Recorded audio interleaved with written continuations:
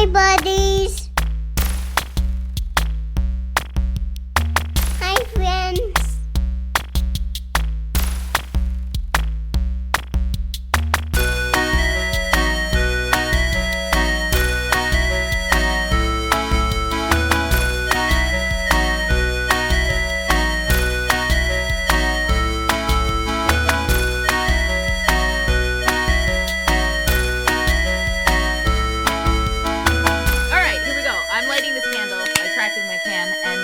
Welcome everybody to a very special episode of the Beard Al Podcast, the podcast where we talk about two of the greatest things in the world, beer and Weird Al. And since this is a very special episode, I only have very special people on it, which means two things. One, I am here. Two, my brother is not here because he is not very special. I'm going to say that until he calls me on it because I don't think he actually listens to these. Who knows? But anyway, I have very special guests and I'm going to let them introduce themselves. I'm looking at two fine gentlemen on my screen. So just, tell the world who you are. Go for it, Casey. Do the lead in. My name is KC and we do a podcast, The Itch Rocks. And we're part of a radio show that we did in college, and we continued doing it for 16 years until the pandemic shut us down. So we turned ourselves into a podcast. Cool. And I am a really, really big Weird Al fan. And even though I don't drink beer as often as I probably should, I'm... That's like the opposite of what people usually say. Yeah. I drink beer more often than I should. Yes. I'm not drinking enough in my life. Well, I haven't had beer on the podcast yet, so this will be a first. But I am also 6'7" and over 300 pounds, and my shadow might weigh about 42 pounds. Wow, you are tall. You're tall. I'm 5'2". And like when I think about people like that, I'd come up to like your belly button, I think. Right. Well, wait till you hear Casey's beer list. Yes. And you'll see why it's good for him to be that big. Oh boy. I'm Aaron, and I am also part of The Itch. We are actually 2/3 of The Itch. Our friend and co-host Dan couldn't make it today, so we're representing without him, and maybe he can make an appearance on another one in the future sometime. Yeah. But yeah, so we mostly talk about rock music, and we became acquainted with you mostly through Twitter, and now have been kind of discussing a little, spot swap for a while, and here we are. Yeah, this is going to be so cool too. Yeah, I mean, it's what blows my mind, and then I'll tell the people what we're drinking and what we're actually talking about. I mean, honestly, to know what we're talking about, just look at the title of this episode, but I digress. I am continually blown away every time I put like a call out to have guests on this show. Like, it blows my mind how many people are just like itching to talk about Weird Al. Okay. But for real, I was like, just this past week I said, hey, I'm looking to talk about the following topics, and like it took 10 minutes and I had all the topics filled up, and I was like, holy crap. Like, so like we're not as like Weird Al fans, right? We're not as like special as we think we are, or maybe we're all just super special, right. But there's more of us than we think. Well, and that's what's been really cool about getting in the whole podcast game is the podcast community is pretty supportive of one another, and we all listen to podcasts.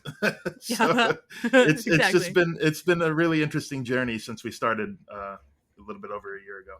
Yeah, so. It's awesome. Well, okay. I'm so happy to have you both here, and I'm going to quit burying the lead here. We're talking about Weird Al's 1993 album, Alapalooza. Mm-hmm. Yeah, I can't say that like normally. Alapalooza. No, it's Alapalooza.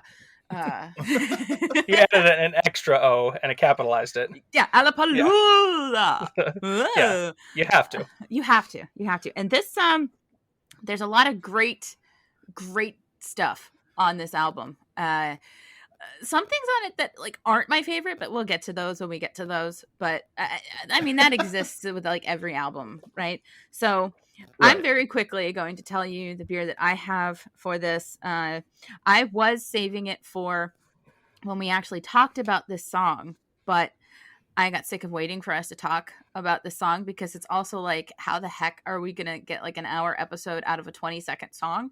So yeah.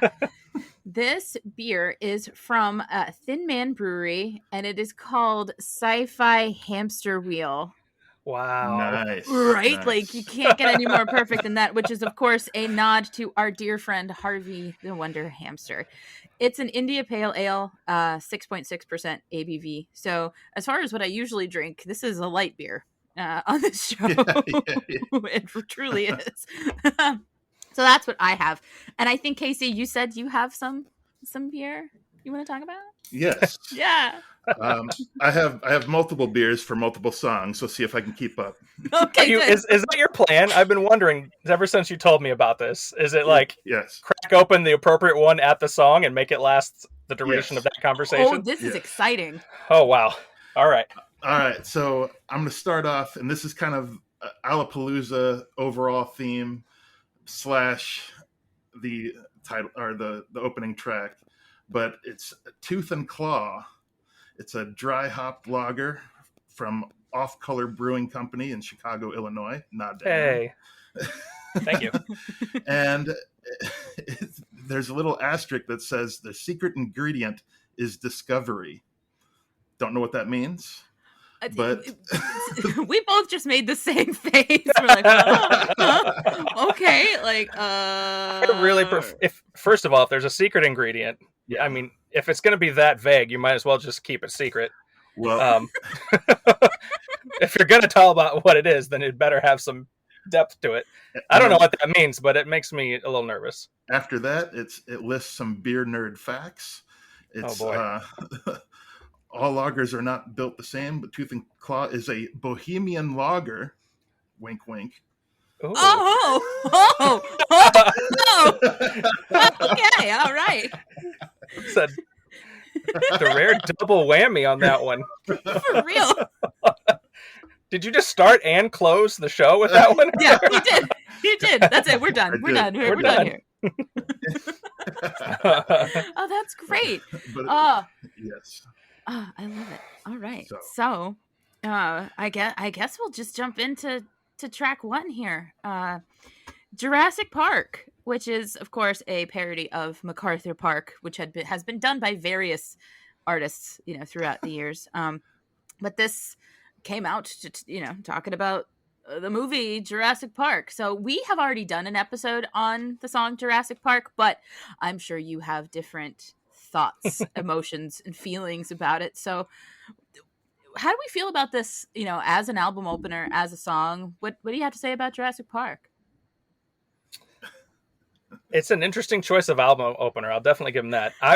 This album came out when I was like 10, and I was madly into dinosaurs in general, and then everybody was into the movie Jurassic Park at that point because it was fantastic and horrifying, with the raptors opening doors and stuff like that. And then this song comes out, and it was, I guess for me, it was unlike most Weird Al things I'd heard before because, correct me if I'm wrong, was this the first time he straight up just went through a movie plot in a song? Does Yoda really count? It was Yoda kinda. Yoda yeah, it kinda. does. Yoda, because he does. I used the forest. I picked up a box. I lifted some rocks while I stood on my head. So yeah, Yoda kind of sort of does this. But you definitely hit on something that I think we've hit on several times on the show. Is that Weird Al does have a thing where he takes quote unquote classic songs and essentially summarizes a movie to them.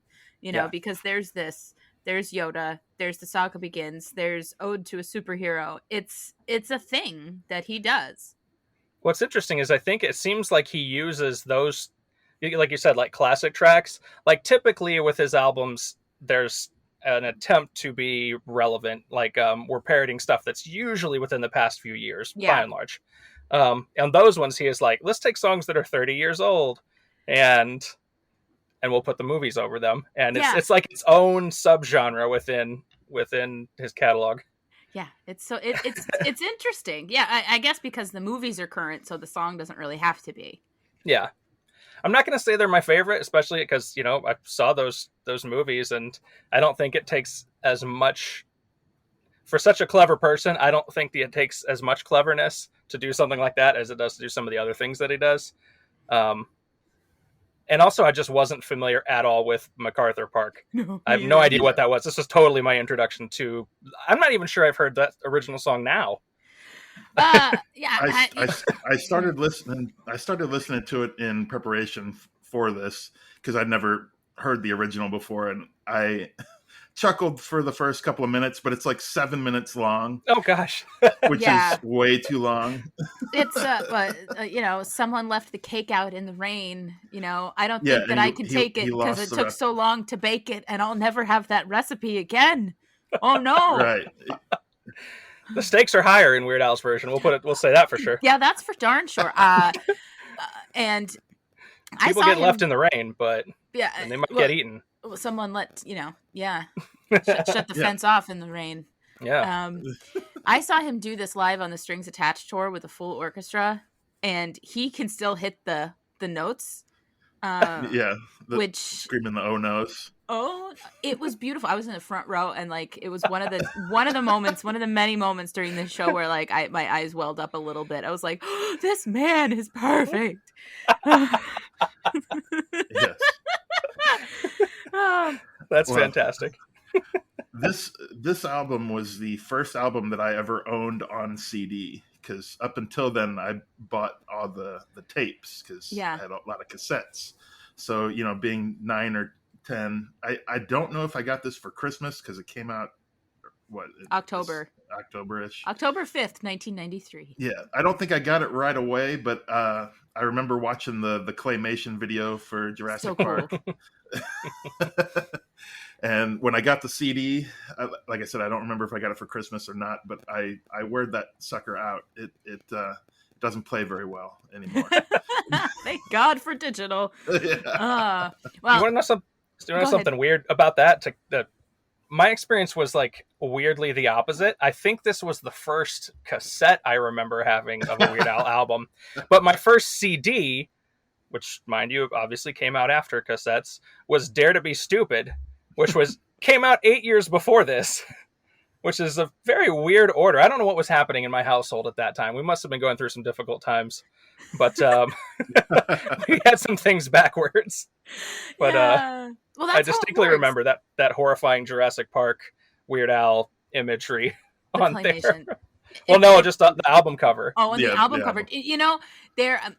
There are people that back in the day accidentally purchased this album thinking they were getting the Jurassic Park soundtrack. I could see it kind of until you look and read.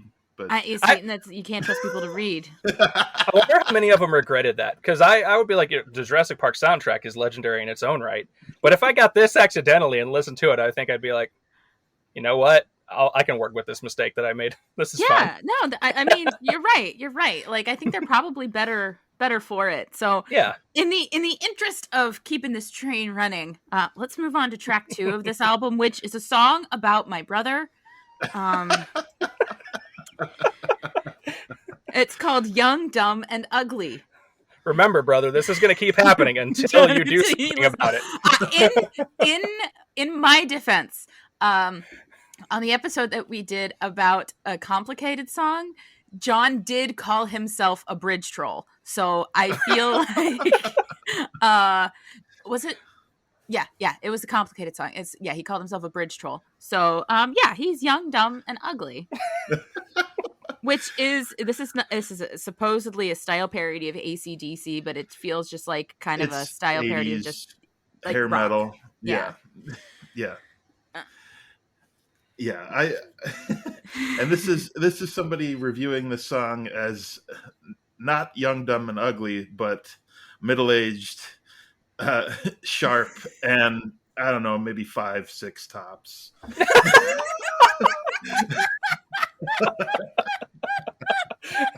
middle-aged, sharp, and moderately rugged. But The sequel track. Things are looking up for that guy. It's good enough for now. Yeah. Right, there you go. I caught that. That's another good one. Oh. What do we think here? I have a single thought, and it relates to what I just said about a different album. Go for it. Which is the concept in here, to me, reminds me a lot of the song "Dare to Be Stupid," where hold on. Yeah, where he's kind of just going through all of these like ridiculous things that one can do. Yeah. In a sense, does that follow? Does that track? It does. I had never thought, but yeah, you see, like I'm having like he's not wrong. He's not wrong. I'm having like that moment. Like, yeah. But I'm similar train of thought. There's a number of tracks on here where either before or after this album, he does very similar things, for better or worse. And so there's a lot of like Weird Al cross-referencing going on in my mind whenever I hear this, especially being introduced to Dare to Be Stupid first. I'm like, I love that song. And just like the Devo, like 80s goofiness, I like more than this particular like AC/DC-ish rock. Yeah. And so good song, but it always makes me want to go hear that other one. Yeah. And you see now, oh my God, now my brain is like, I want to do like a Venn diagram of like Al tropes and if and when they cross over and things like that. Oh, yeah. Because I talked with, when I was talking with Rob from the Great Song podcast about Polka Party, we made the same kind of connection with what's the track off of Polka Party? It's just one of those days from Polka Party, and why does this always happen to me from Poodle Hat? It's the same kind of deal, and yeah, so he does it a lot. He does do that a lot. Yes. I've got more. There's another one of these later in this album that we'll touch on. So, well, sadly, I wasn't able to find a beer that corresponded with this track, but well, I like the effort that went into this on your part. Like, I appreciate that very much. Yeah, that makes me very happy. I think we can leave Young Dumb, because there are other songs on here that I think warrant deeper conversations. Agreed. Yeah, Young, Dumb, and Ugly. This song spells trouble. Trubel. That's what I literally was. That's the one part I needed to make sure we talked about. Our name spells trouble. Trubel. I love that part. I love that part of the song. All right. Yeah. Bedrock Anthem, which is a mashup parody of two Red Hot Chili Peppers songs, Under the Bridge and Give It Away. Yeah. All about the Flintstones. This, man, go ahead, Casey. You start this. Well, I was already a pretty big Chili Peppers fan to start. And then when this song came out, it furthered my love of Chili Peppers. So, and, you know, the video to this song as well. Classic. I always love Weird Al's attention to detail when trying to recreate videos as much as possible. He's in there mimicking Anthony Kiedis's like movements and facial expressions. One of the band guys in there is in the video is dancing around looking like a lot like Flea. Like they really, and the addition of the actual Flintstones sound bites and video clips to the video as well. Right. It was just like a next level, like fit so perfectly in there. Yeah. It's a wonderful bit of work. Yeah, I remember listening to this song so much and singing along with it when, you know, you had karaoke songs, you play the Give It Away version, and I could sing Weird Al version over that track. It didn't quite match up 100%, but it was still good. as a 9-10-year-old kid, you know. Yeah. Oh, that's always fun to do. Like my brain last night, I spent a good 15 minutes forgetting the original song that went with Word Crimes. I literally could not remember what that's because it is Word Crimes to me. I think Robin Thicke was on like some like late night show, and I was like, what song did he? What was that song? What was it? And it took me way longer than it should have to remember. The thing with this is he's using 2 Chili Pepper songs to do this. So if I ever hear Under the Bridge, you know, sometimes I feel like I need a vacation. Sometimes I feel like I want to go to the city of cavemen, the city of bedrock. I'd be a Flintstone now. I'll tell you why. And then when it's literally Under the Bridge, when the song continues normal, I don't care for that. That is not what I signed up for. This is not what I'm here about. And I was going to say that exact same thing, but I had never realized how perfectly those 2 songs flowed into each other until he did this and took it. I'm like, it's Under the Bridge serves as such a perfect intro to Give It Away. And then this is another thing. I don't know if Weird Al did this. Has he done this before or since in his arsenal of actually taking 2 tracks by a band and combining them? I don't remember off the top of my head, but I don't think so. Yeah, this might be the only one in the oeuvre. Yeah. I remember hearing this as a kid and hearing the opening part, and it's like, oh, it's Under the Bridge, and then like, wait a minute, no, it's not. It's so perfect though. No, it's not Under the Bridge. Yeah, I gotta know. Go ahead. I was gonna say down, Dino, down. That's all. Right. Take it easy, boy. I was gonna say, I gotta know what you guys' favorite like Flintstoneism is within this. He goes through all those great word puns and anachronisms or whatever they are. Definitely Got a Baby Elephant Vacuum Cleaner. Got a baby elephant vacuum cleaner. Yeah, he says it with great pride. Yeah, that's true. As one would. As one would. I like the way that he does Loyal Order Water Buffalo. Right, you know? Why's the Grand Poobah gotta run the whole show? Right. Yeah, it's good. I love it. There's on the back of a big dinosaur I sit. It's like, yes. Okay. Well, and also the fact that, the Weird Al doesn't cuss or say certain things, but calling Barney Rubble a wiener. Yeah. Barney Rubble, what a little wiener. He does. Yeah. He calls him a couple things in there that you don't usually hear said very often these days. Yeah. Fred might not be the nicest guy now I think about it. No. But I mean, he's really not, But then, of course, do you remember the bit on the Weird Al show where he was Al Yankstone and he was actually on the Flintstones? Hey, look, it's our good friend Al Yankstone. Yankstone. And it's Tell Weird me Al. about it. He's a Flintstone, and that's it. I mean, I have the T-shirt. I have a T-shirt with Al Yankstone on it, and it's fun for people. Not to brag or anything. Yeah, I was gonna say you have a lot of T-shirts. I do. I'm wearing one now. It's very chill. It's my jersey. Of course. Nice. Yes. But we'll be looking for the Al Yankstone one about the time of this episode's release because I have not seen that before. That's a fun one. Oh man, I should have worn that today. Oh. It didn't. This was in the top of the rotation. I haven't worn this since Father's Day, so that's where I'm at with it. Keeping it fresh. I got it fresh. It's clean. It's okay. It's clean. I meant fresh. So now we've reached that point already. We can quote ourselves. Huh? Didn't have a beer to pair with this one exactly, but ironically enough, I think you talked about this on one of your episodes. I have a King Sue double India Pale Ale, and it's mango, orange, and pineapple flavored, and it's 7.8% alcohol by volume. Oh man! Okay, see, you're doing it now. You're making me feel like I'm gonna have to run to the fridge before we're done here because I feel like I can't. I can't. Yeah, don't feel like you have to keep up.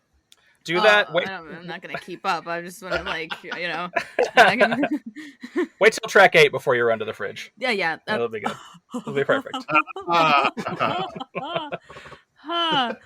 See, there's a lot happening in this episode. There's so much. It's got layers. It's in jokes like Arrested Development. Well, here's the thing.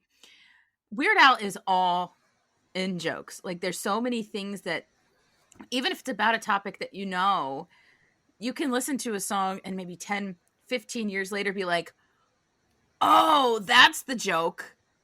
You know? Yeah. Like, oh, I say this all the time. I want a new duck. It took me way too long for the show me how to get down, baby. Get it? And I was like, down. I get it. Yep. Way too long. Yeah. And that's what's so cool about being a fan of Weird Al's as kids, as we all were, because, you know, listening to him now as an adult, you catch things that you didn't quite understand as a kid that make more sense. In the listen I just gave this album right before we recorded, I actually picked something up in track 8, which when we get to it, that I had literally never heard before, and that made me very happy. Wonderful. It wasn't necessarily a joke. It was just a kind. Well, we'll get there. We'll get there. We could probably spend a whole hour talking about that track in and of itself. Oh my god, yeah. I want to spend some time on this song about televisions. On Frank's 2000-inch TV? Yes, that's track 4. We're getting there. This song is one of the closest things you can get to perfect. I love Frank's 2000-inch TV. It is one of my absolute favorite Weird Al tracks. It's beautiful. Musically, it's amazing. I think I said in the episode about it that if you took somebody who didn't know or understand English and just played this song for them, they would just like it. Like, yeah, it's beautiful. So it's a style parody of like early REM, because they went through a couple of different sound shifts over time. And the funny thing to me about this one is the REM music that I like is kind of the stuff after this era, but I think this song is probably the best early REM song that there is. Somebody else. And so, because this song is just so charming, and just like the melodies are so like pleasing to the ears. I'm like, I listened to early REM and I don't remember digging it that much, but then I hear Weird Al's take on the idea, and I'm like, I can work with this really well. It's so beautiful, and I'll let you, because you both came prepared with thoughts. I was just like, I could talk about Weird Al. I don't. You don't have to do research, do you? Don't you just kind of already have all this stuff top of mind at this point? You've done enough episodes. I don't really. I didn't.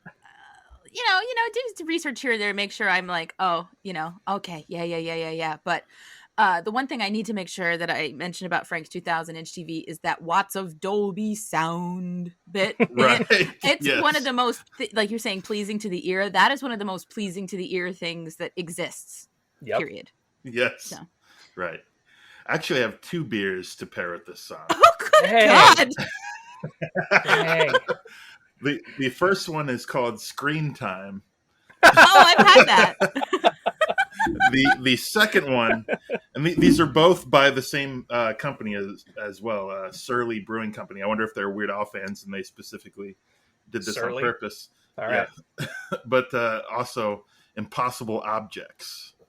Oh, because because it is. It is. It's insane. It's an impossible object. Or at least close to. That's one of my favorite parts about this song is when he says that he ordered the last one in stock. It's like, how many of them could there have been? That's true. It's the exaggeration in this song is wonderful. It's beautiful. We in our episode about this song, we like tried to do the math. Like, how big is this? We got into a pretty deep conversation about whether or not Robert De Niro's mole really could be 10 feet wide. Could be 10 feet wide. And it absolutely could be if it was a close-up shot on a screen that size. You know, if he's like right up there, it's like, you want to milk me? You want to, I like that that's your Robert De Niro go-to line. Yeah. I'm not gonna lie, it'd probably be mine too. You want to milk me? I have nipples. Do you want to milk me? Nipples too. And as long as you don't milk the mole, we're good. Oh my gosh, that's unsettling. Mole. Yeah, but That's this song always just made me laugh just by, and especially now considering today's standards, because TVs get bigger and bigger and thinner, and Yeah. back in 1993, a 2,000-inch TV with a big old tube, like It would have been, and you're talking more than just screen size, right? It would have been deep. It would have been thick. Like, this Right. would have had a massive Right. footprint. This guy just had to buy the lot next to him and probably the one next to that to set up his home theater. Yeah. It's pretty wild. Weird Al has a thing for the occasional song about people who are obsessed with television, and usually he goes through the shows they're watching. But in this one, he's just like, well, you got to start with what screen you're putting these on. So Yeah. I like to imagine that they're all the same guy, the TV obsessed guy. And so he starts with Frank. He starts with this giant screen. But I don't know. Who knows? I mean, because he's got that cable TV, right? Yeah, it's loaded. His friends are just jealous. As long as you can watch The Simpsons. As long as you can watch The Simpsons from 30 blocks away. Oh my god! Yeah, it's like it's crazy. I can't even think about it. I can't. It's unfathomable. It is an impossible object. It is an impossible object. Go. I know Casey's pounding these suckers. You were finishing them all off during the. Oh no! Oh yeah. I'm getting there. Did you eat? Did you? Yeah. Okay. He's like, I'm all right. He says, maybe not telling the truth. I made sure I ate a hot dog before this. I did. I made a hot dog. Good, you're ready then. Ate a couple bran muffins. Oh God. Can I? Let it go. I wanted to take the conversation. That'll come up in a later track. Right. Of course it will. I wanted to take the conversation in just a slightly serious direction for a second, but now I don't know if I can do it after talking about bran muffins and whatnot. It wouldn't be an episode of the Beard Owl podcast if there wasn't at least the allusion to poop. That's true. That's fair. This is a safe Glad we space can get that box checked. Yeah, check. Yeah. Thank you. Checked. Who knows if it'll be the only time? Actually, it won't be the only time. So more teasers for the future of the episode. Yes. But what I just want to say before we move on is Weird Al occasionally has some quality social commentary mixed into things, and it's usually fairly subtle. Like it's what makes it good is this way of this song is absurd and it's a joke. But so I've been reading this book. Basically, it's about the habits of the wealthy, pretty much. Mm-hmm. Unlike they surveyed like a whole bunch of millionaires and like, okay, how do you maintain this level of lifestyle? And one of the big things was that they forego things that are status symbols. Like you're not going to necessarily know that person has what they have. And so as I'm reading that and then going and listening to this song, and it's such a fantastic like juxtaposition, this commentary about this guy who it's the guy that drives the big truck, or in this case has the massive TV. Yeah. He's got to be the talk of the town. And here's this guy's the man. And there's another song later on that's a little bit similar in that regard. But it just got me thinking about that. I'm like, I can think of no more status symbol in 1993 than a 2,000-inch television set. Right. So. Right. I mean, and that carried through. This is like the social commentary of the day. Full disclosure, for some unknown reason, I have decided to watch the entire series of The King of Queens with Kevin James and Leah Remini. Yeah. And I just watched the episode. It was called High Def Jam. And Doug, the titular King of Queens, becomes obsessed with having a high-def TV to watch the Super Bowl, even though in his garage he has a big screen TV that has been good enough until he saw what the picture looked like on a high-def TV. Yep. And then it goes through all of his little, schemes to try and get invited over to his wife's boss's house to watch the Super Bowl. Yeah. And it's exactly what you're saying. Like what he had was fine, but he saw something better and he's like, I need a high def TV, So He had to keep up. He had Just to keep up. You can't keep up with Frank, though. He's always going to be a step ahead. Yeah. So Frank's always going to be a step ahead. I think this next track we don't have to talk about very long. No. It's the Achy Breaky Song, which is a parody of Achy Breaky Heart by one William Raymond Cyrus. Yeah. I only have one thought on this one, and it's the charm of the fact that Weird Al felt bad about this song afterwards. And he was like, that one was mean, and it was directed at a real person. Yeah. And so he was really punching down, which is a very rare thing he does not do particularly. No, you're right. He's so kind. And he would feel bad about this. He felt bad and donated the proceeds to charity from this track because of that. So I love that. The song itself, I agree with the sentiment, but I don't want to listen to the parody any more than I do the regular one. Right? Because, I mean, he kept the thing about the song that's the problem. It's still, reinforcing the problem. So. Yeah. And you actually made reference to this recently on your podcast, of the fact that Weird Al has covered both father and daughter. Yeah. But if you think about it, Billy Ray is the quintessential one-hit wonder, because this is the only song that anybody ever knows that he's done, even though he's released multiple CDs. Nothing touched this song.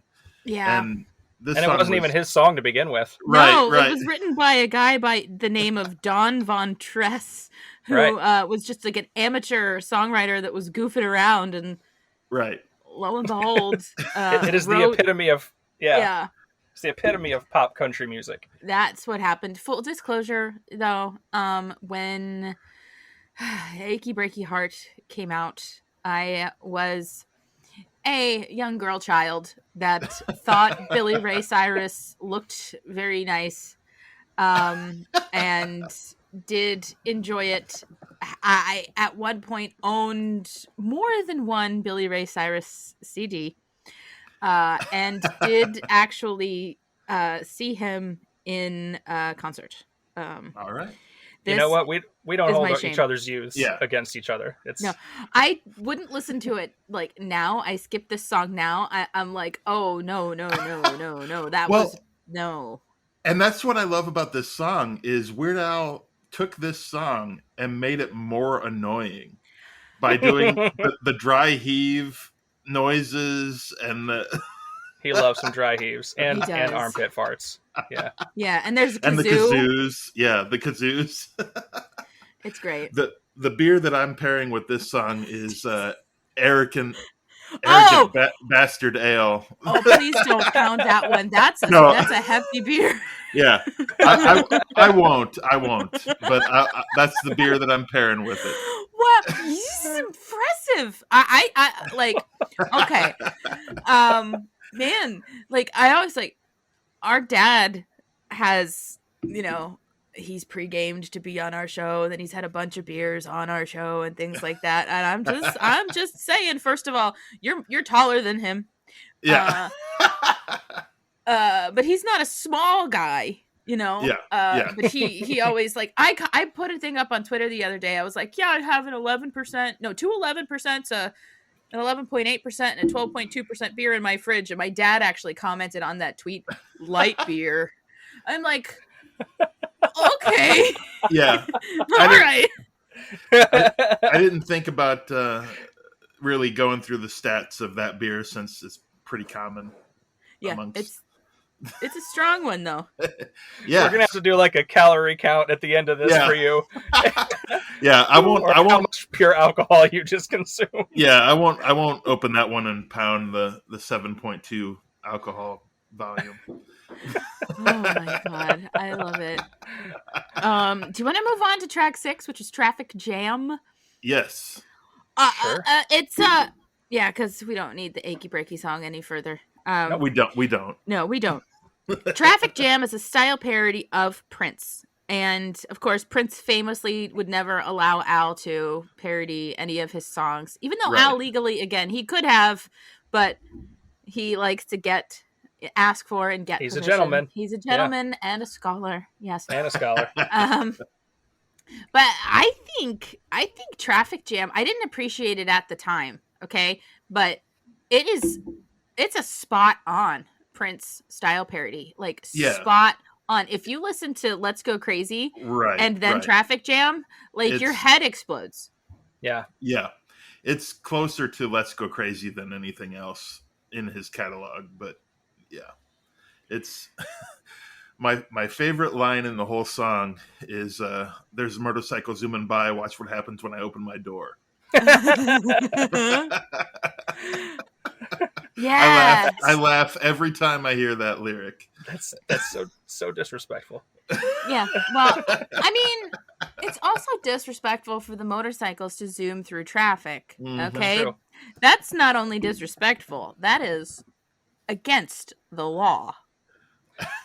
Ironically, maybe or coincidentally in time, I guess, I just heard a term like yesterday. I think it might have been looking at the tropes page for this album, for what that was called. Oh, yeah. It was referred to as the Toyota tripwire. Whenever you open your door, something is coming up next to it. A Toyota tripwire. The Toyota tripwire. That if you go to TV tropes and look up Alapalooza, you'll find that. So that was educational. I like that. I do too. That's a band name I might have to start. I don't know. Toyota tripwire. Toyota tripwire. Yeah.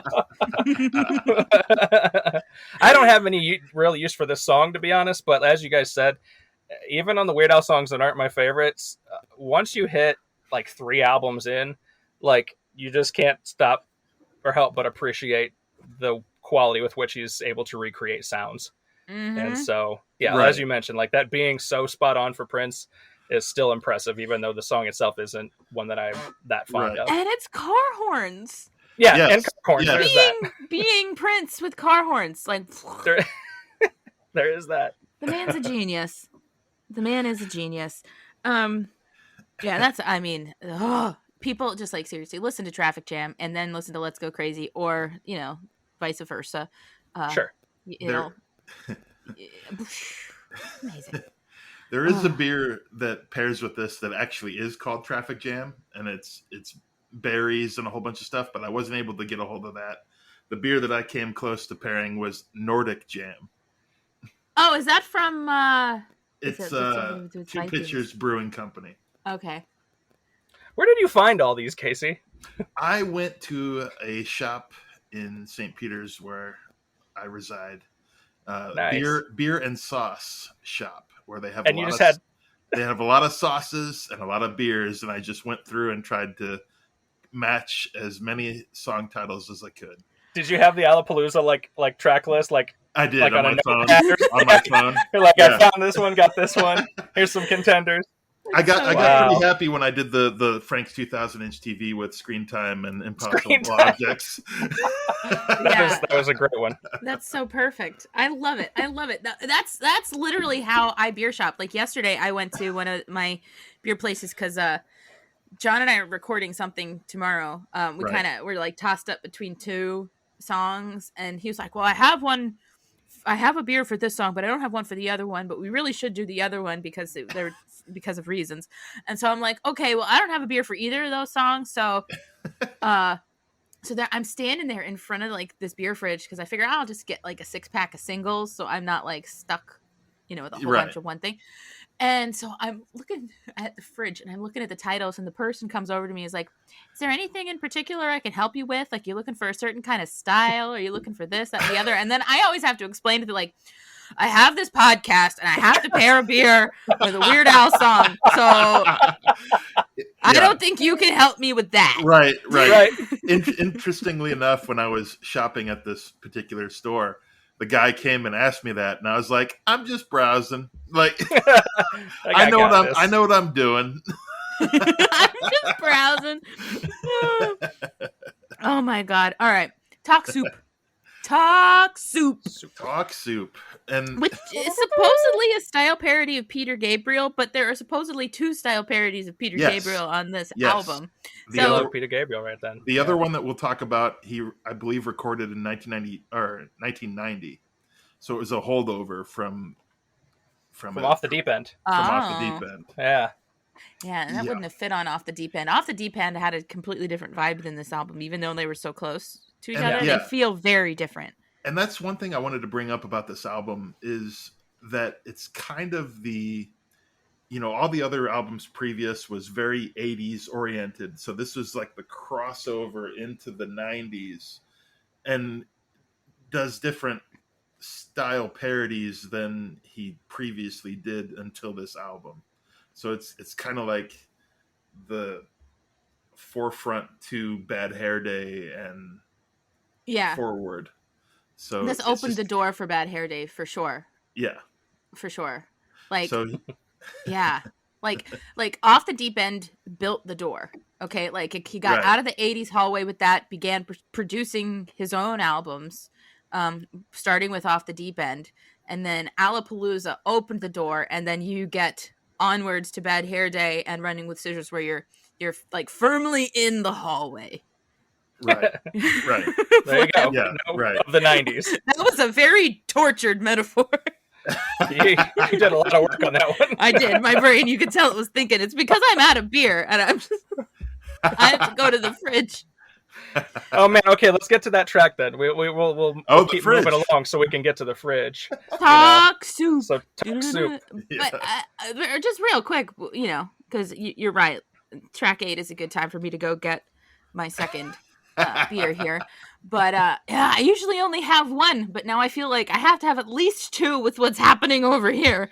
So if it makes you feel better, I'm having none, which is it worked because I don't particularly drink, and I made a little effort to see if I could find something, but I had nowhere near the luck KC did. So once I found out what he was doing, I'm like, we'll just split the difference. Yeah. You can have like 8 and I'll have none and it'll all work out.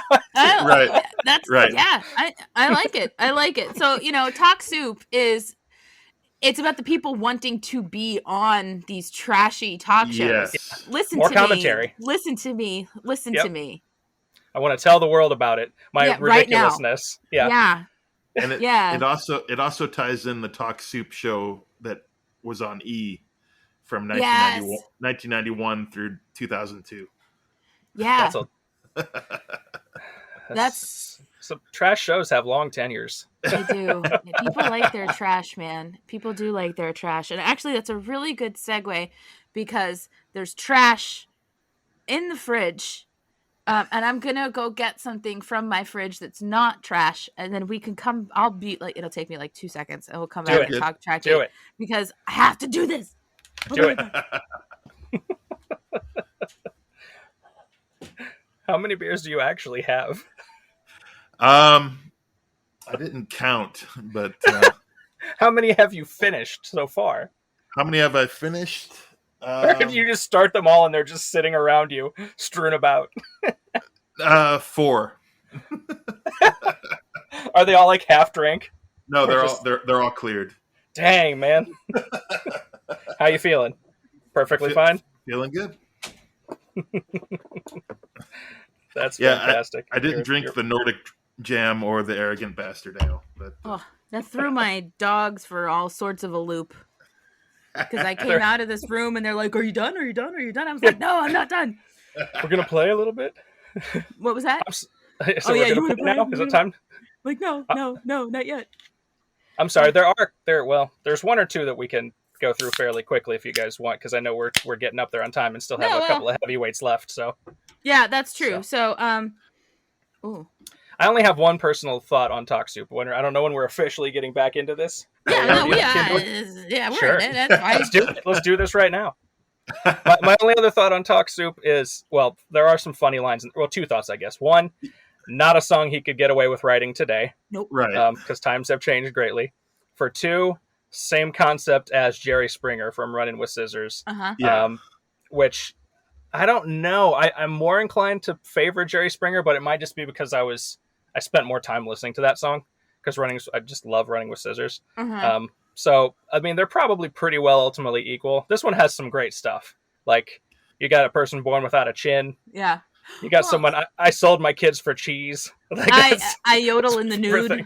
Yodel in the nude. Yodel in the nude. I don't know who doesn't do that one. That's pretty normal, right? I just did it. That's why we had to take a break. Actually, Yeah, that's where I was. I'm sorry. I had to put my... The other line that cracks me up is rubber underwear. My rubber underwear. I got a thing for poodles and rubber underwear. Weird Al's almost curiously familiar with some of these bizarre quirks. Yeah. I'm like, who are you talking to, or what are you doing in your private time that leads you to have such a deep connection to these things, these weird things. These weird things. So it's good stuff. And Jerry Springer, again, the same kind of concept. I'm not faulting him. I don't mind if you do it well. Why not go back to the right? Yeah, go back to it again. You might as well. Yeah. And you might as well. And you might as well do it well. And the concept was still relevant a few years later. So this whole song, you just picture someone being on Sally Jesse or Donahue or Jenny Jones or Ricky Lake. all of them. Yeah, all of the Talk Soup. Town Talk with George. Yeah. Yes, right.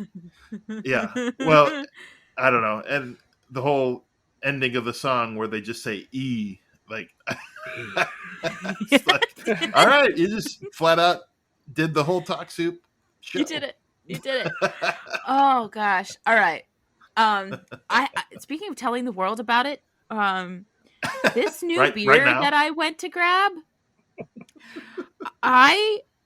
first of all, it actually works really well with living in the fridge because like, aside from the obvious, I went and got it from the fridge, but there's also like what it actually is. Okay. I have always said, and I will always say, that if I could eat only one food for the rest of my life, it would, oddly enough, be rice pudding. Okay. I love rice pudding. So I was at this beer place yesterday, and I found this beer, Arroz con Leche rice pudding ale.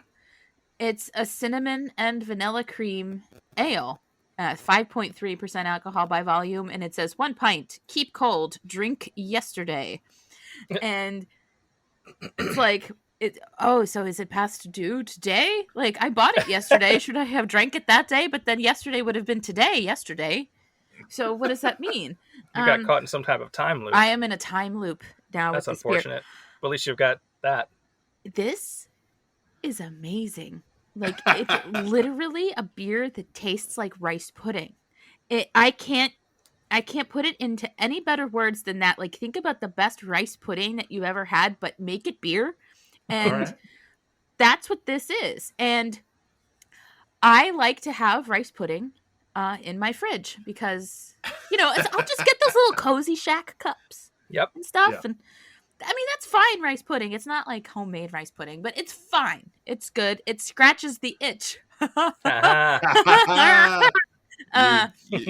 that's there. not going to get old for me anyway.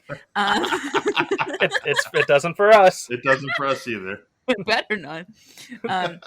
So Living in the Fridge is a parody of Living on the Edge by Aerosmith.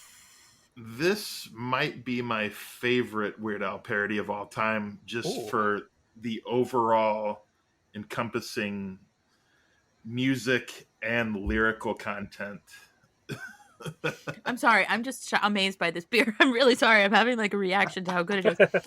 I want to note that Lauren will never have a problem with rice pudding going bad in the fridge. No, she loves it so much. It doesn't last that long. It does not last long, so no issues there. No. I got to agree with Casey. I don't know if all time there's a lot of Weird Al that I would have to pair it up against to find that out. But on this album, it's almost certainly my favorite track. I'm not an Aerosmith fan, but Living on the Edge, I think, is just a gorgeous song, like in general. And then this one, it's such a fantastic story. And it's so revolting. It's green and growing hair. If you can name the object, you're a better man than I. Yeah. The best part of the whole song to me is, it has the multiple layered tracks with "You Can't Stop the Mold from Growing" and then "Dysentery." That's it. Yeah. This is so weird. I've been listening to this album since it came out, and never in my life had I heard him saying dysentery in the background until today. And I'm like, that is amazing. Yeah. Also, to connect to another song, since we just talked about, well, a couple of them, sort of. We talked about Jurassic Park and the Bedrock Anthem.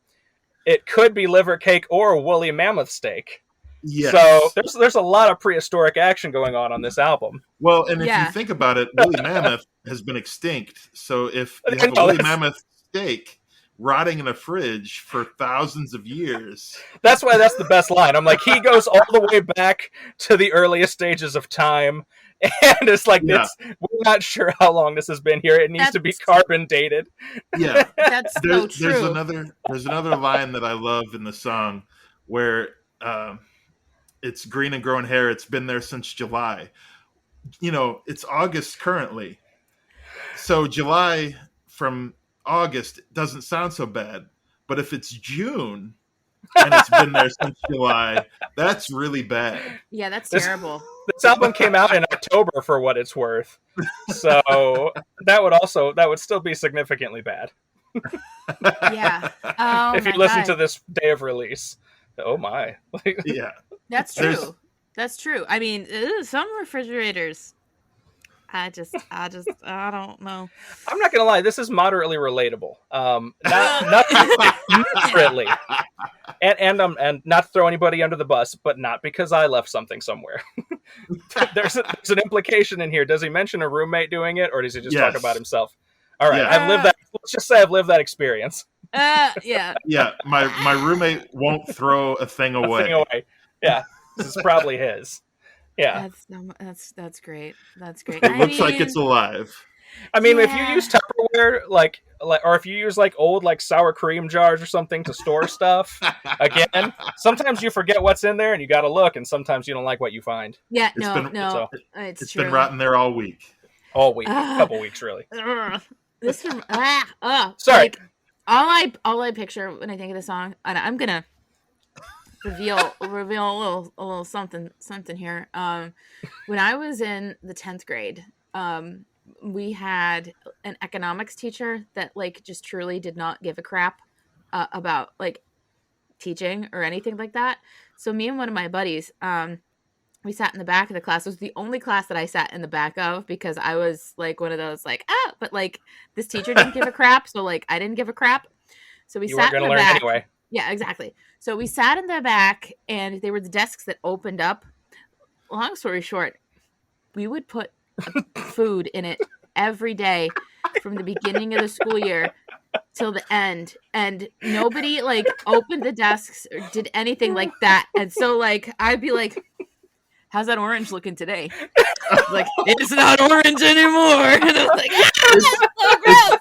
It's green and moldy. It's green and moldy. I had a friend in high school who did something like that. He had a locker. He had no use for using his locker.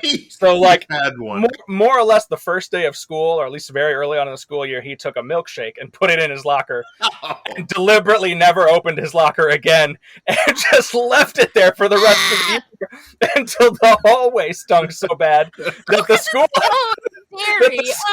had to go. They were like, "Where is this coming from?" And they finally found that in his locker. He's an awful person, and for that, oh my God, he listens. I'll direct him to this episode. Yeah, if it makes you feel any better, we did at the end of the year like empty out the desk. We set it up in such a way that it was like on top of like paper bags, so we could very easily just kind of pick it up, put it in a garbage bag, and kind of be done with the situation. Because we're like, we're doing this for science. We're not trying to like ruin anybody else's day here. We just want to see what could happen. Oh my God.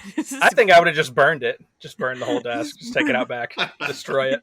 Well, if it makes you feel any better now, my high school is closed now. So. Because of things like that. Right. Oh my God. So, track 9. Shall we? Well, I was going to say real quick. I'm sorry. Go for it. I'm sorry. The beer that I was going to pair with this song, not because I found one that fit the song, But because we were going back and forth and we were originally going to do Running with Scissors, Right. I bought a grapefruit beer. Yes.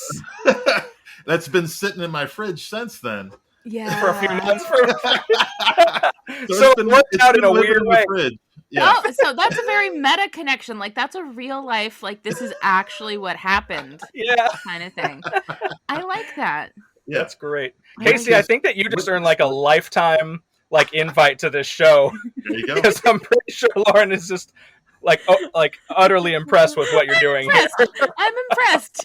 I'm very impressed.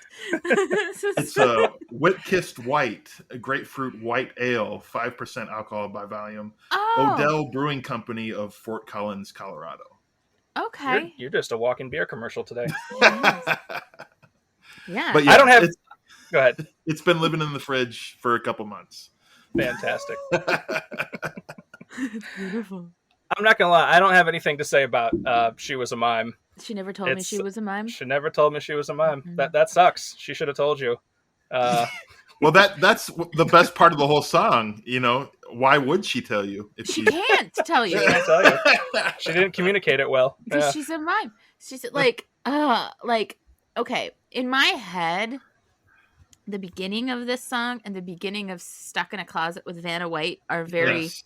similar. Like, because John and I haven't done an episode on this song yet, but we've done an episode on "Stuck in a Closet" with Vanna White, and like I hear the beginning of it, and then my brain wants to go, when we first met, she seemed perfectly normal. And I was like, no, wait, no. That's the mime song, not the Vanna White song. And so these two songs kind of live in the same bucket Mm-hmm. in my brain. And because She Never Told Me She Was a Mime is supposedly a style parody of Kiss, but I don't. I don't get that. Yeah, it's more. It sounds like another Aerosmith parody to me more than Kiss. I mean, But- it just is a rock song. That's all it is. Yeah, right. Yeah. Oh, this beer is so good. Although it does make me laugh if it is a Kiss parody because I can't think of the song that would fit that. But if she's a mime and she has makeup on, that would be a Kiss parody. Oh. I'm not even sure Weird Al knew about that one. I think you just got deeper than he did even. Oh. Yeah. We're going to have to ask him. We're going to find him on the Twitters or something. Yeah. and sure. see. Yeah, we'll see. Did you realize this? Did you? Maybe. Was it the Kiss makeup? Was it the mime and Kiss makeup? Is that why you connected it to the mime? Is that what it was? Is that what You look like Peter Criss. Mm. I took a mime class once. Go on. It wasn't like a full class. End It of was- story. It was like a lesson where an actual like mime came to teach. I don't. It might have been Girl Scouts. It might have been something. But like we got like a mime lesson on actually how to do it, and like the whole box thing. It's the way you put your hand out. Like you have Yeah. to kind of start, And I was like, oh. So that's how it looks. Man, I wish I was recording video, but like that's how it does it. So I was like, oh, so like it's not just I'm in a box. It's like, no, I'm in a box. It's very cool. It is very cool. Yeah. As long as you're not stuck in a big glass box all the time. This is an audio medium. What am I doing? All right. Harvey the Wonder Hamster. Yes. Yep. The I saw him do greatness- this live with the full orchestra too. That's fantastic. Did it He's like, last, all right, guys, gonna learn this 20-second song. Yeah, I was gonna say, did it last 20 seconds or did he extend it? No, this was it. He was like, yeah, we got a big and he played it up. He was like, this is one of my biggest songs. Like I'm real excited to do it with this full orchestra. And then the next thing you know is bum bum bum bum bum bum bum bum bum bum. Harvey the Wonder Hamster. And like everyone was singing. Everybody who didn't have everyone was singing. It was magical. Few things are magic for 20 seconds. But It that is. was 20 seconds of magic. Is what that was. I think that's fantastic, and the whole song it's short, it's to the point, it's charming. It's one joke, and the joke is that it's just a normal hamster. It's just He just runs around on his hamster wheel. Right. That's it. That's it. But he's Harvey the Wonder Hamster. Ever since then, I'm like, I don't have my own any pets, but that's inspirational. Like, if I ever get a pet, he's going to have a description about who he is. Yeah. And it's going to be unrealistic. Exactly. Hey, Harvey. He's going to be super powered. Harvey. Yeah, it doesn't even have to be anything like Wonder Hamster. Like, okay, like Harvey the Wonder Hamster. Fine. Like, you could just get, like, I don't know, Louis the Magnificent Ferret. Exactly. Like, Right. That's it. I'm putting that thing up, though. Yeah. Like, that's all. That's all. Oh, yeah. Yeah. Louis. I just came up with that. That's a good one. That's a good one. Well, and I'm glad that you paired the hamster beer earlier. Sci-fi hamster wheel. Yes. Sci-fi hamster wheel. I love that. It's I colorful. He has like a robot eye or Yeah. something. That's a dope hamster right there. Right? Nice. Isn't that cool? Yeah. I was not lucky enough to find a hamster beer at my location. Well, you figured this song's 20 seconds long. How much time are we going to put into talking about it? Give you much to work with in there. Not a beer amount of time. Just, like have a shot or something, They did not give you a whole lot to work with. I didn't We'll forgive you, Casey. Yeah. Didn't find Mildly disappointed.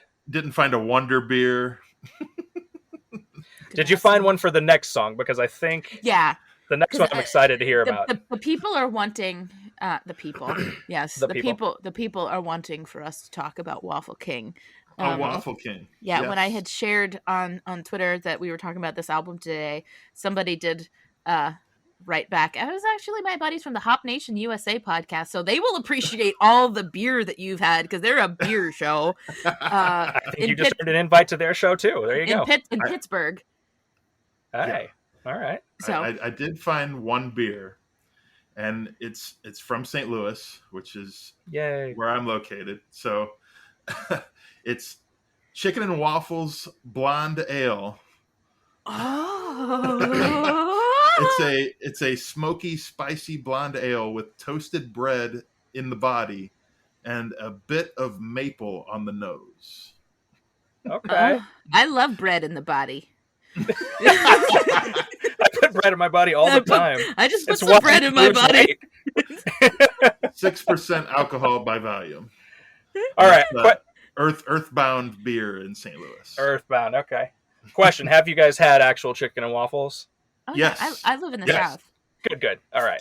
I live in Chicago, and it's a big thing here too. So I just wanted to be sure. I went to a specific chicken and waffles restaurant in San Francisco a couple years back.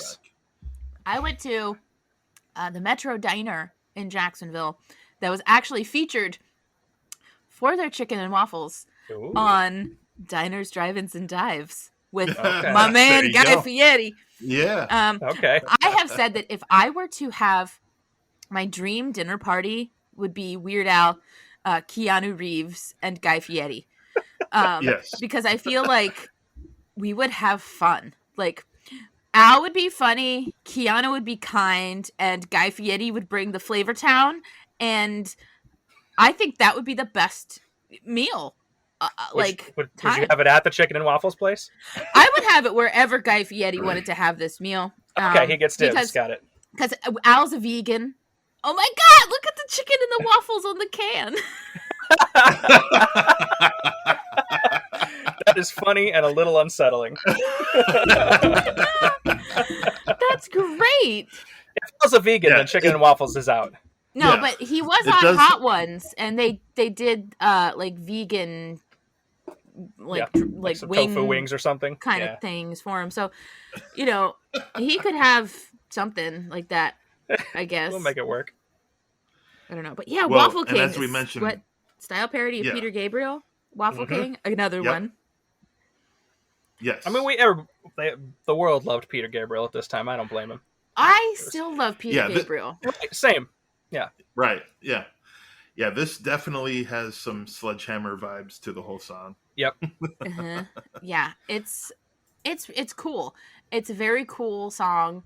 And I think doing two different Peter Gabriel type songs on an album is ambitious for Al because, Peter Gabriel kind of made his career on being artistic and like Do you know what I Right. mean? Just like a little off Yeah. kilter, Yeah. but like off kilter enough that still falls into the mainstream. Because like, don't get me started on Shock the Monkey. I love Shock the Monkey. Right. Okay, Yes. like it's amazing. Well, I mean, yeah. The But whole Sledgehammer video, was a phenomenon in of itself. yeah, So, yeah, and it's great. And Peter Gabriel's got that voice too. Like it's raspy without being like dirty raspy, if that makes sense. It's the cleanest rasp I've ever heard, and it's amazing. I do love me some Peter Gabriel. I'm gonna have to listen to the Wall-E soundtrack now. That's like my favorite Peter Gabriel song. It's the one at the end of the Wall-E soundtrack. I'm coming down. No. You sold me. I might have to go listen to some after this as well. I think that may be the rest of my afternoon. Well, the one thing that I think is hilarious about this song is just how he talks about the peons. He talks like being better than you kind of thing throughout the whole song because he's king and you're not, It's so one thing I noticed about this song that I particularly love, a lot of the songs on this album and a lot of Weird Al songs in general, each verse is sort of a repetition of the same joke. He's just finding different ways to say it. Mm-hmm. Right. And it stays funny. This one, as the song goes on, this man's self-importance grows. It's an actual story. Yeah. At the beginning, it's just like, "Hey, I found the perfect waffle recipe." He's still proud and arrogant. You won't find a batter any better in this whole stinking town, which is so fun to say. Yeah. And by the end of the track, I'm the highest form of life there could ever be. And at it was the very end of the track, you can kiss my royal butt. right. There's that, The man, I mean, there's some major escalation going on in this one. Yeah. And I love it. Yeah, and it still plays into one of the things that Weird Al tends to do fairly often. It's one or the other, making something really, really big seem to be like nothing, and they're dropping the bomb. It's just one of those days, or making something really small into something huge. Like, I made a good waffle. Yeah. Like right. It's that again, it's juxtaposition. It's like, okay, something just ran over my mom and they're dropping the bomb, but it's just one of those days, like whatever. But like, I made the best waffle. I'm the waffle king. Worship me. Worship me. Yeah. Like, the world, the universe revolves around me, It's another good one of like touching into human nature and how we can really let dumb things go to our heads, or just I don't know. This may be not really related, but it reminds me of a Dimitri Martin joke where he was like, I met a guy on the subway and he was like, I'm really good at checkers. I said, that's another way of saying I'm not good at a lot of things. If you're bragging that checkers is your thing, if you're bragging that making a good waffle is your thing, it could be your thing. And if you are a waffle restaurant, it should be your thing. That's fine. But considering yourself royalty for it is, I don't know. It's just a very interesting human nature observation that he makes on that one. And very, very humorous. Someday I bet you they'll build me a shrine. Like, for sure. It's crazy. I mean, I have been bragging probably a little too much lately about like this buffalo chicken stromboli thing that I made. I will tell anybody that who sounds will listen. braggable. Yeah, I didn't even make anything though. Like, I went to the grocery store and like they have the bakery made like pizza dough, and they have their house made buffalo chicken dip, and then I got some sliced mozzarella cheese, and see, I'm telling you about it now because I'm that excited about it. I think I have given this recipe on this podcast before, but yeah, you just keep doing it. Put the buffalo chicken dip down on the pizza dough, a whole layer of sliced mozzarella cheese. Don't get the shredded because that doesn't melt as well. Right. And then the rest of the buffalo chicken dip, some blue cheese crumbles, and then roll it up like a cinnamon roll, like a stromboli. Tuck those edges in, a little bit of egg wash, some slits in the top, maybe some blue cheese and celery salt on the top. There you go. Bake it. Change your life. That's That is That's all I'm saying. That is a game changer right there. I don't know what to do right now. Yeah, I'm just saying, like, I'm the buffalo chicken stromboli queen. We're gonna make a parody of a parody, and it's gonna be you. It's gonna be terrible.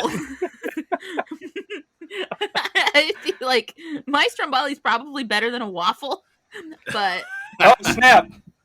The gauntlet has been thrown. What would you rather have, buffalo chicken stromboli or a waffle? No, you're right. The stromboli king, or queen. She's the queen, yeah, queen as it were. I'm the stromboli. Like, I don't know. I'm a dictator. That's there you go. She's really gonna wield some authority with this. Exactly. Let them eat cake. Let them eat stromboli. Right on. I actually just made like a normal stromboli the other day with like the salami and ham and pepperoni and stuff. How dare you go back to such heathen work? I know. That's just. It was still good though. You say? Okay, that's fair. Oh yeah. It was still very, very good. Very mighty fine stuff. I've got the rolling down, is what it is. I think you need to make this like a subsection of your whole show. Is just like recipes. Is this related to Weird Al or beer? Nope. But is it fun? Yeah. But Weird do Al you does know a who lot I of songs am? about food. Weird Al does a lot of food. That's true. Do you know who I am? Do you know who I am? Yeah. Exactly. Do you want to hit the last track on this album? Because I have something to say about the fact that this is the last track on this album. We just did an episode on this song. So I have spoken my piece about it. But I don't like it. Oh. I don't like it when the polka is the last song on the album. The polkas need to come in the middle. And it needs to be more than one song. It needs to be more than one song. That's the biggest problem with this, is that it's one song. The one thing that I will say about this song is that I find it hilarious because it's a polka and done in a faster style. Bohemian Rhapsody is 5 minutes and 59 seconds. The Bohemian Polka is 3 minutes and 39 seconds. So that's 2 minutes and 20 seconds faster than the original song. Yep. And that is a quality observation. Well, and plus, you had Wayne's World come out prior to this. And that, that's why exploded. So, and it's one of the only polkas that that he only did the one song the entire way through. It's the only one that's one song. Yeah. Yeah, and that's where, so I'm looking at the track listing right now and thinking about what you just said, Lauren, about the polkas not coming at the end. And my only pushback on that, while I typically would agree, if he ever put a polka medley at the end, I would totally be thrown off. I'm looking for a song that would fit better at the end, and I can't actually find one on this album. There's not one on this album that would. This album doesn't have that, like, weird, long, like, it doesn't have an Albuquerque or Genius of France or The Night Santa Went Crazy or Nature Trail to Hell or anything like that. Right. It doesn't. I think this song, maybe you could say it's unfortunate that this is the best closer of the tracks available. When in theory you'd rather it be in the middle. I can work with that because I do agree. Mm-hmm. And it's interesting. He's trying something different in just taking a song and changing the genre, which I can appreciate. I mean, polka wise, you know what polka in general sounds like. You particularly know what a Weird Al polka sounds like because there's not that much variation, as fun as they all still are. Right. So I don't know. I mean, and plus Bohemian Rhapsody is, one of the most epic songs of all time, I guess. Yeah. If I did have to pick a different one to close, I'd have to go with either Living in the Fridge, because I think that wind down with the yeah, that could work enough. Yeah. Or maybe Harvey the Wonder Hamster, just for the heck of it. Just like 20 seconds at the end. Hey, Harvey. That's the answer. It's Harvey the Wonder Hamster. That's the answer. Because it's like, in spirit, it's the same as a lot of the weird, like, long closers, but it's only 20 seconds. Yeah. Like, I feel like that, Yeah, that's the answer.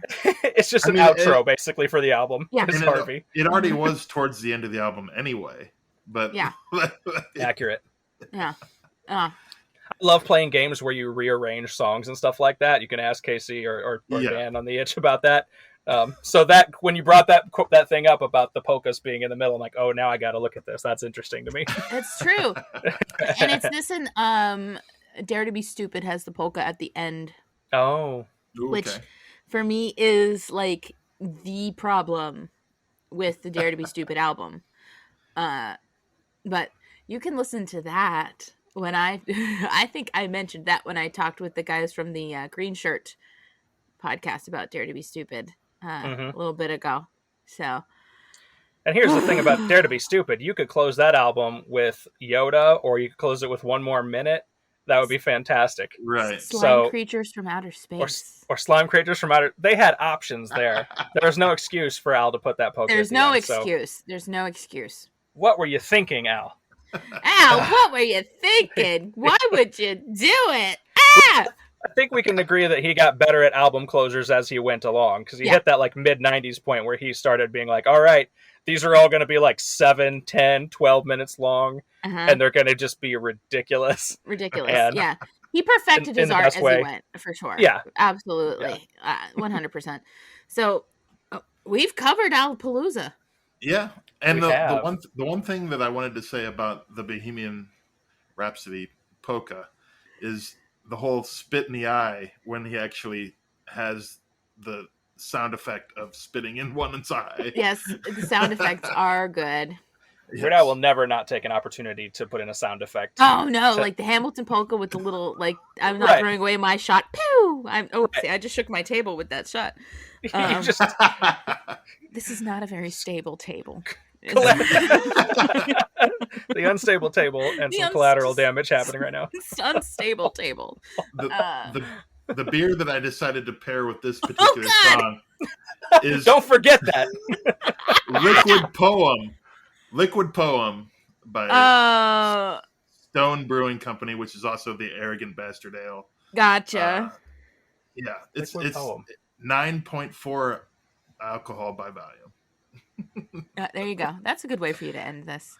Casey, how many of these have you finished? Yeah. How many have you actually finished so far? 4, but if I clear this one, it'll be 5. He's gonna clear a 5th before we're out of here. Is that the record? I know your show isn't like encouraging people to like do a certain number. It's it's about the pair. But wow, in the time it took me to say that sentence, Casey took that one out. Oh my god. Okay, so the only person that this is going to affect is probably my father, because he's going to hear this and say, well, I can't have that happen on my own children's podcast. So thanks for that. And my mom is actually going to say, thanks, Casey. Like, now look what I have to deal with for the rest of this day. We just get you canceled by your own family. I apologize for that. No, this is great. This is great. Let's see. 1, 2, 3, 4, 5, 6 beers cleared. Wow. I didn't drink 2 of the ones that I mentioned. Okay. Well, are you going to drink them later? Yeah. Okay. So you're going to have them today. So I'm counting that. Casey, oh my god! I've known Casey for 20 years, and he's famous for his ability to be unaffected by alcohol. So what you see right now is literally the same person that you saw at the beginning of the show, which is bizarre to me. That's amazing. I don't know how he does that. Yeah, it is amazing. And you just cleared your second one there. I did. So, you couldn't resist that rice pudding. No. That's what happens when you're 6'7", 300 pounds. That'll do it. That will do it. That's amazing. That will do it. Again, I'm only 5'2", so I'm very small. All right. I think that's it. Before we close this, do you want to tell the people that are listening to this where they can find your show and stuff? I'm going to put links in the description, but say what you want to say. All right. Yeah, well, we definitely hope that you join us on one of our episodes in the near future for our alternative podcast. Oh yeah, we're gonna work on that. Yeah. Yeah, we've got ideas. It'll be fun. The itch focuses on rock music, mostly in the harder genre. Not super into the like ultra screamy metal kind of stuff. That's not really our vibe, but a notch below that. But we're all also big Weird Al fans, and I mean, Al has made a number of cameos. Mm-hmm. If we talk about a band that he's done a parody of, usually that parody will get mentioned in that episode somewhere. So yeah. I love it. We try to mention Weird Al as often as we can, and actually, I was kind of curious. Have you talked about Rick Derringer at all in your podcast? Yeah. Okay. Yes. Yeah, because he was the producer for the first, up until UHF. Yeah. Right. Yeah. Yeah. Yeah. We did a wrestling episode, which Rick Derringer has done a couple of WWE or WWF theme songs, most notably the Real American Hulk Hogan theme. Oh yeah. So, but we discussed that, and it brought up the discussion that he discovered Weird Al and produced his first 6 albums. Mm-hmm. So we even connected Weird Al to pro wrestling. Weird Al shows up everywhere. He does. He is inevitable. Mm-hmm. I like that. That's beautiful. Weird Al is inevitable. Like that's. I stole that from Thanos. Well, that's a bumper sticker, though. But to answer your actual question, you can find us. You can find us anywhere on the internets at ItchRocks, ITCHROCKS. We have a website at .com. We have Twitter, Facebook, Instagram, and Gmail, which I would say we check in roughly that order. So highly recommend the Twitter or just straight to the website. We've got plenty of episodes. We've been doing our show about the same amount of time you've been doing yours. So there's a little back catalog building up. It's pretty fun. Cool. About 60 episodes. Yeah. Oh yeah. Then we are about the same. Yeah, more or less. Yeah. So it's great stuff. Awesome. We enjoy doing it. And we enjoy being here. Thank you very much for having us. Thanks. And I can't wait for us to collaborate on the alternative. I'll have to get that on my brother's schedule, Al, to do it. Because, he's got a small child and all this stuff. He barely has time to record with me. So, she pooped on the show. So hey. That's a quality cameo. She pooped on the show. Yeah. On the show. Yeah. None of Dane's kids have ever pooped on our show. We haven't invited them on as guests. Well, so Cece's like 2.5, and this is when I was up visiting. Because I live in Florida, they're up in Pennsylvania, and so I went up there a little bit ago, and nobody else was home, so Cece kind of had to hang out with us while we were recording an episode. And John's like, "Cece, did you poop?" And she's like, "No." And you can smell it. Yes, like clearly she did. She did. And but we had Cece, did you lie? Yeah, and that's what he said. Cece, did you lie? And and she had been talking on the show already, and then we got one of my favorite single episode reviews. Was like, this was the first time I've ever heard somebody on the show poop in the room while on the podcast, and I hope it's not the last. Live stream poop. No, yes. That's a weird bar. I hope it's not the last. You understand that most podcasts don't have children around, right? Because I think you're asking something you might not really want to be asking for. Oh, you just don't know. And then I tweeted about it, and I got feedback from there's a poop podcast out there that was tell me more. And I'm like, oh. Well, first off, she's a little kid, so no. It was wild.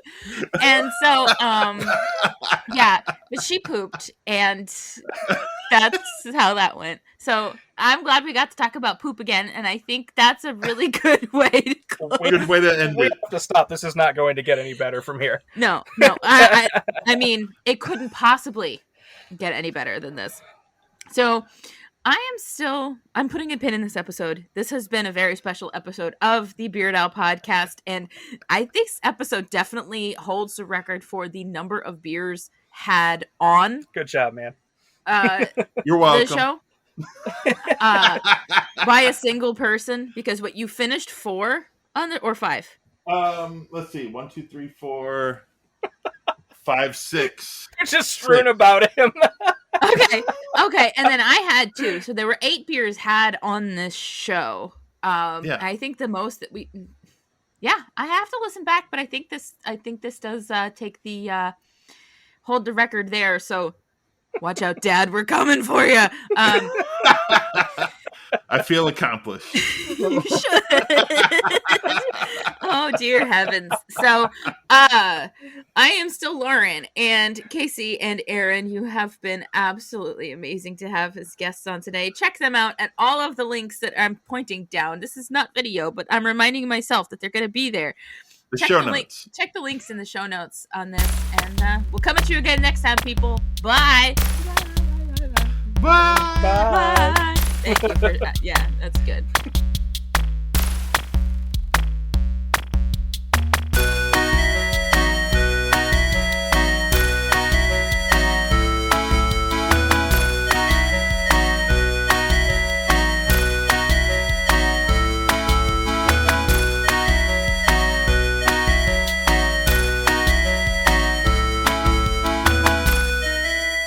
Bye, friends.